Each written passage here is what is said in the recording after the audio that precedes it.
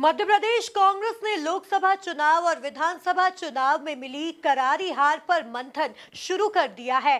PCC chief Jitu Patwari, प्रदेश प्रभारी भंवर जितेंद्र सिंह और सह प्रभारी ने हारे प्रत्याशियों से फीडबैक लिया। देखिए ये खास रिपोर्ट। 2023 के विधानसभा चुनाव और 2024 के लोकसभा चुनाव में कांग्रेस को मध्य प्रदेश में करारी हार का सामना करना पड़ा, जिसके बाद एमपी कांग्रेस में बैठकों का दौर जारी है। हार की वजह जानने और कमियों को दुरुस्त करने के लिए पीसीसी चीफ जीतू पटवारी, प्रदेश प्रभारी भंवर जितेंद्र सिंह ने विधानसभा और लोकसभा चुनाव में हारे हुए प्रत्याशियों की बैठक ली। देखिए, पार्टी की कुछ परंपराएं हैं और जिसके तहत दिल्ली से लेकर भोपाल तक और जिले तक की समीक्षा का फैसला पार्टी ने किया है। आज उसी के तहत मध्य प्रदेश कांग्रेस कमेटी में भी हमारे प्रभारी आदरणीय भंवर जितेंद्र सिंह जी, प्रदेश अध्यक्ष जीतू पटवारी जी और नेता प्रतिपक्ष उमंग सिंगार जी सारे प्रत्याशियों से मिलकर इस बात का एक निचोड़ निकालने का प्रयास करेंगे कि हमारे इन चुनाव में जो घटा है और उसके बाद फिर इस बात पे हम लोग करेंगे कि कहाँ कहाँ सुधार की आवश्यकता है और किस तरह हम उसमें सुधार करके हमारा जो कार्यकर्ता गांव स्तर पर, बूथ स्तर पर, नगर और बड़े बड़े जगहों पर काम करता है, तो उसको हम लोग और कैसे ताकत दे सकते हैं, उसके लिए आज की ये मंथन बैठक है। ये एक अच्छी पहल है पार्टी की। जितेंद्र सिंह जी ने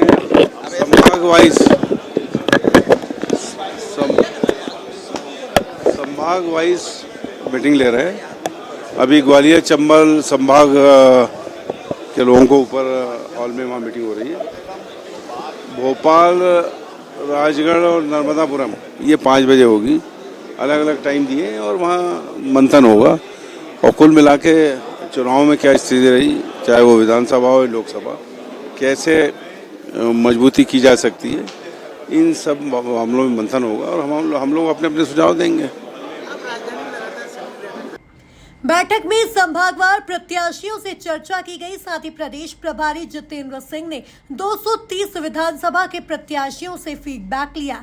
बताया जा रहा है कि कांग्रेस ने प्रत्याशियों को स्पेशल फॉर्म दिया है और फॉर्म के जरिए हार का कारण पूछा। नरसिंह घोटाले में भारतीय जनता पार्टी की सरकार और मंत्री विश्वास सारंग गले गले तक फंसे। कांग्रेस सड़क से लेके सांसद तक और विधानसभा तक विश्वास सारंग का इस्तीफा मांगती है। अगर जल्दी भारतीय जनता पार्टी उनसे इस्तीफा नहीं लेती है तो कांग्रेस के कार्यकर्ता दोबारा सड़कों पर उतरेंगे और अमल अनशन करेंगे। किसके कार्यकाल में हुआ ये तथ्यों के साथ उजागर हो चुका है। और भ्रष्टाचारी कौन है? भ्रष्टाचारी सिर्फ विश्वास सारंग है। सरकार उनको बचाने का काम कर रही है। मैं फिर आपसे कहता हूं कि कांग्रेस सड़क से लेकर सांसद तक, विधानसभा तक लगातार विश्वास सारंग का इस्तीफा मांगेगी और मैं जल्दी उनके बंगले के सामने अमर अनशन पर बैठूंगा। विधानसभा चुनाव की रिजल्ट और लोकसभा एक्चुअल में 2023 जब चुनाव हो रहे थे, जब पूरे मध्य प्रदेश में कांग्रेस का एक माहौल था। हम लोगों ने जब चुनाव लड़ा तो हम जब फील्ड में काम कर रहे थे, वहाँ ऐसा कुछ जब जनता से मिलते थे तो विरोध के बहुत सारे स्वर थे। जो एक लाडली लक्ष्मी योजना चली और जैसा कि ईवीएम का भी कहा जाता है, ईवीएम में भी गड़बड़ है, उसी वजह से इतनी लंबी हार हुई है। और संगठन में जैसे आज चर्चा हो रही है कि संगठन को मजबूत करने के लिए जितने भी संगठनात्मक हमारे प्रकोष्ठ हैं उन सब की जिम्मेदारी तय करना चाहिए और हमें जमीन पे उस कार्यकर्ता के पास जाना चाहिए जो एक्चुअल में कांग्रेस की लड़ाई लड़ सकता है। कुल मिलाकर कांग्रेस अब हार के दुख से उबरकर हार की वजह तो जान ही रही है, साथ ही साथ संगठन को मजबूत करने पर खास जोर दिया जा रहा है। माना जा रहा है कि आने वाले दिनों में प्रदेश व संगठन स्तर पर बड़े बदलाव दिख सकते हैं। Bureau report, MP news, Bhopal.